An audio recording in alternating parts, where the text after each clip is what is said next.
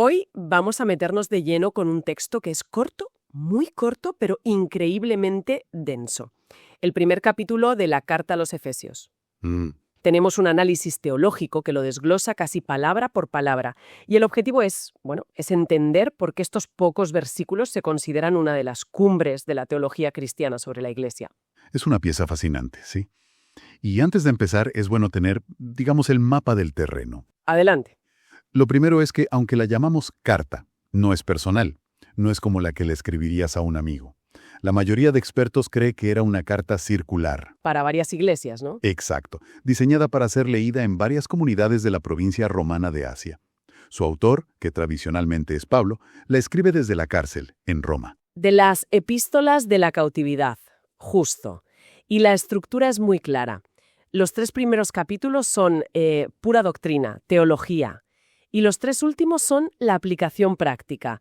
¿Y ahora cómo vivimos esto? Perfecto, pues con el escenario montado vamos al lío, porque la primera sorpresa llega en el primer segundo. Sí. El análisis que manejamos señala algo que a mí, de verdad, me dejó perpleja. En algunos de los manuscritos más antiguos, los más fiables, la frase en Éfeso del primer versículo, pues es que no está. El espacio está en blanco. A ver, ¿cómo es posible que no sepamos con certeza a quién iba una carta tan fundamental? Es una pregunta excelente y, la verdad, ha generado un debate de siglos. Las fuentes lo resumen en 3 grandes teorías. La primera, la más tradicional, dice que sí que iba a Éfeso. Vale. Como Éfeso era la capital, el centro de operaciones, la idea era que ellos recibieran el original y luego hicieran copias, dejando ese espacio para que cada iglesia pusiera su nombre. Ah, como si fuera una plantilla, ¿no? Una circular interna que se personaliza. Exactamente. La segunda teoría es una pequeña variación, que nunca tuvo un destinatario principal, que fue concebida desde el principio como circular para todos, y por eso el hueco. Eso es. Pero la tercera teoría es, de lejos, la más novelesca. A ver. Sugiere que la carta iba dirigida originalmente a otra iglesia. ¿La de la Odisea? Un momento. ¿A la Odisea? ¿Y por qué se iba a borrar el nombre? No puedes dejar la historia a medias. Aquí es donde la cosa se pone interesante. Si recuerdas el libro de Apocalipsis, la iglesia de la Odisea no sale muy bien parada. Nada bien. La tibia. Exacto, en la tibia. Pues la teoría es que, con el tiempo, esa mala fama hizo que los cristianos posteriores, quizá en el siglo II, se sintieran incómodos. Les daba vergüenza, quieres decir. Pues sí. Como si les diera vergüenza que una carta tan sublime estuviera dirigida a una comunidad tan defectuosa. Así que, según esta hipótesis, borraron el nombre de la Odisea casi como una condena póstuma y lo cambiaron por el de Éfeso, que era la iglesia más prestigiosa de la zona. O sea que reescribieron un detalle del texto por una cuestión de pura reputación. Es increíble. Y hablando de conexiones, el análisis insiste mucho en la similitud de esta carta con la de los colosenses. Dice que son casi textos gemelos. Pero si son tan parecidas, ¿por qué escribir 2? ¿Cuáles son las diferencias que de verdad importan? Hay 2 diferencias clave, y nos dan muchas pistas. La primera es muy evidente. Colosenses está llena de saludos personales al final. Saludad a Ninfas, saludad a Arquipo. Eso es una carta con nombres y apellidos. Efesios, en cambio, es completamente impersonal, ni un solo saludo, lo que apoya, claro, la idea de la circular. Entiendo. Esa es la prueba, digamos, externa. Pero has dicho que había una segunda diferencia, más teológica. Sí. Y esta es más sutil pero fundamental. En Colosenses, el gran tema es Cristo como Señor de la creación, el centro del cosmos. La perspectiva es universal, cósmica. Vale. En Efesios, aunque esa idea aparece, el foco se cierra un poco. El tema principal es Cristo como cabeza de la Iglesia. Ah. Es una perspectiva que llamamos eclesiológica, o sea, centrada en la comunidad de los creyentes. Son como 2 fotos del mismo objeto, pero desde ángulos un poco distintos. Vale, aclarado el misterio del destinatario, o al menos las opciones. El saludo va para los santos y fieles en Cristo Jesús. Son palabras que hemos oído 1000 veces, pero ¿qué significaban de verdad para el autor? Es crucial no pasarlas por alto.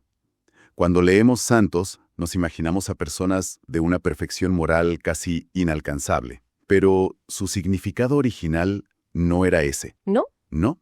Santo significaba, antes que nada, separado o apartado para. Los creyentes son santos no porque sean perfectos, sino porque Dios los ha apartado del mundo para que sean su posesión. Es una declaración de pertenencia, no un certificado de buena conducta. Precisamente. Es una posición que se te otorga, no un logro moral. Y luego añade fieles. Y esto sí que introduce un matiz de carácter.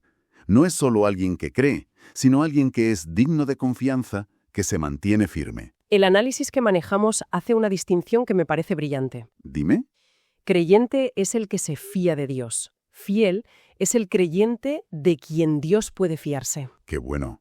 Implica una lealtad probada. Me encanta esa distinción. Sí, vale. Superado el saludo, el autor no pierde ni un segundo. Se lanza a lo que el texto describe como un himno de alabanza tan denso que el ritmo de los conceptos es difícil de seguir. Es como si abriera una compuerta. Es que lo es. Es una de las frases más largas y complejas de todo el Nuevo Testamento en el griego original.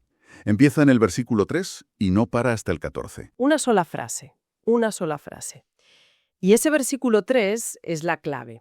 Nos bendijo con toda bendición espiritual en los lugares celestiales en Cristo. La expresión en los lugares celestiales es única de esta carta. Se refiere a la realidad espiritual, la dimensión donde todo se origina. Y todo, absolutamente todo, ocurre en Cristo. Él es el espacio vital. Y justo en el siguiente versículo, el 4, llegamos a una de las ideas más vertiginosas y polémicas, la elección. Dice que Dios nos escogió en Él antes de la fundación del mundo. Esto choca de frente con nuestra idea de libertad, de elección. Es el concepto que más debates ha generado en la historia, sin duda. El texto lo presenta como un designio eterno, una decisión soberana y gratuita de Dios. Pero aquí tengo que interrumpir, porque esta es la duda de siempre. Si Dios nos elige antes de la fundación del mundo, ¿dónde queda nuestra responsabilidad, nuestra libertad? Suena a que somos marionetas. Es la gran tensión, sí. Y el texto la aborda afirmando las dos realidades a la vez, aunque nos parezca una paradoja. ¿Cómo? Por un lado, afirma con rotundidad esta elección soberana de Dios. Pero por otro lado, el mismo autor dirá en el versículo 13 que todo se activa cuando uno oye la palabra de verdad y habiendo creído en él. O sea que no anula la respuesta humana. Exacto. No se ven como contradictorias, sino como dos caras de la misma moneda. Y es crucial el propósito que lo dice el mismo versículo 4, para que fuésemos santos y sin mancha. No es una elección para el privilegio, sino para la transformación. Me entiendo. El objetivo siempre es práctico, no solo una idea abstracta. Y ahora hay un detalle en el versículo 6 que el análisis destaca como un ejemplo brillante de exégesis. Se centra en una sola palabra griega, charitó. Sí, es un caso de estudio fantástico. Esa palabra se traduce como que Dios nos ha colmado de su gracia, ¿vale? El punto es que este verbo griego tan específico es el mismo que se usa en el Evangelio de Lucas cuando el ángel saluda a María como llena de gracia. Ajá. Durante mucho tiempo, en ciertos círculos teológicos católicos se usó ese versículo para argumentar que esa plenitud de gracia en María implicaba su inmaculada concepción. Es decir, que fue concebida sin pecado original. Entiendo el argumento. ¿Y qué tiene que ver con Efesios? Ahí está la genialidad del análisis. Señala que si ese verbo, charitó, significa estar completamente lleno de gracia, hasta no tener pecado original cuando se aplica a María. Claro. ¿Qué pasa cuando aquí en Efesios se aplica exactamente el mismo verbo a todos los creyentes? Pues que todos seríamos inmaculados. La lógica es aplastante. Si el argumento vale para María, tendría que valer para todos. Y nadie sostiene eso. Demuestra cómo un análisis gramatical riguroso puede desmontar un argumento doctrinal construido sobre una sola palabra. Es un ejemplo perfecto de cómo el diablo o la teología está en los detalles. Es increíble. Pero me deja pensando en lo que viene después. El autor no para. En el versículo 7 cambia de marcha y habla de redención por su sangre. ¿Qué significa redención exactamente? Pues el término griego apolútrosin contiene 3 ideas. La primera es la de un rescate. Estábamos cautivos y se ha pagado un precio para liberarnos, la sangre de Cristo. Vale, un rescate. La segunda es la eliminación de una deuda, de una maldición, y la tercera es la liberación de una esclavitud, la del pecado, para poder ser libres. Rescate, cancelación y liberación, todo en una. Eso es. Y el versículo 8 añade que este plan se ha hecho con toda sabiduría y entendimiento. No es un acto divino irracional o caprichoso. Luego llega la palabra misterio en el versículo 9. En la Biblia no significa lo que pensamos, ¿verdad? Exacto. No tiene nada que ver con un enigma. En el Nuevo Testamento, un misterio es una verdad que había estado oculta, pero que ahora, en el momento oportuno, Dios ha decidido revelar. Un secreto a voces, por así decirlo. El análisis distingue entre el misterio de Dios, que es Cristo mismo, y el misterio de Cristo, que es la Iglesia, la unión de judíos y gentiles en un solo cuerpo, algo que para la época era impensable. Y esa revelación del misterio llega a su clímax en el versículo 10, con una idea grandiosa. Habla de reunir todas las cosas en Cristo. La palabra clave es recapitular. Suena a un plan cósmico. Lo es. Y la palabra griega anakephalaiosastai es increíblemente rica. El análisis hace una declaración crucial. La mayoría piensa que viene de kefale, que es cabeza. Sí, como poner todo bajo la cabeza de Cristo. Pero la mayoría de expertos hoy cree que viene de kephalaion, que significa suma o resumen. ¿Y eso qué implica? El estudio nos da dos analogías fantásticas. La primera es de la contabilidad. Cuando un griego sumaba una columna de cifras, escribía el total arriba, en la cabeza de la columna. El resumen que daba sentido a todo. Y la segunda viene de la retórica.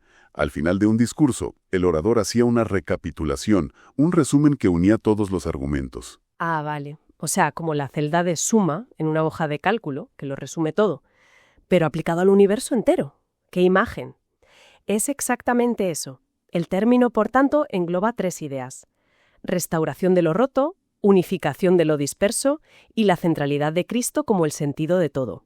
Es el plan final de Dios para restaurar el orden del universo.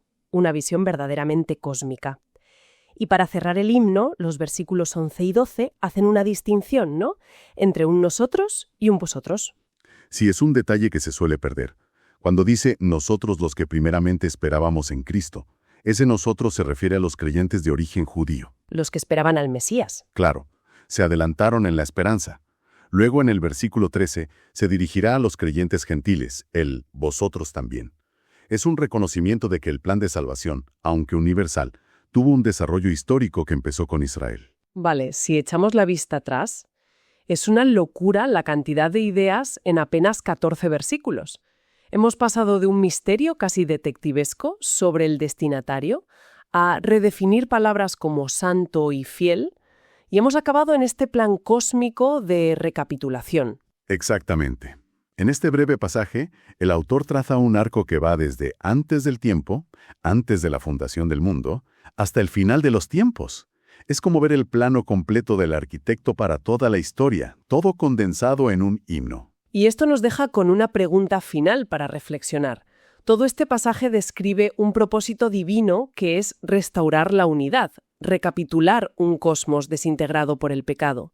Si ese es el destino final, se nos plantea una cuestión inevitable al mirar nuestro mundo. ¿Cómo nos invita a interpretar el desorden, la división, el caos que vemos a diario? ¿Debemos verlo simplemente como un estado temporal, un bache en el camino hacia esa restauración? ¿O más bien como un desafío constante y activo que se opone directamente a ese plan de unidad cósmica?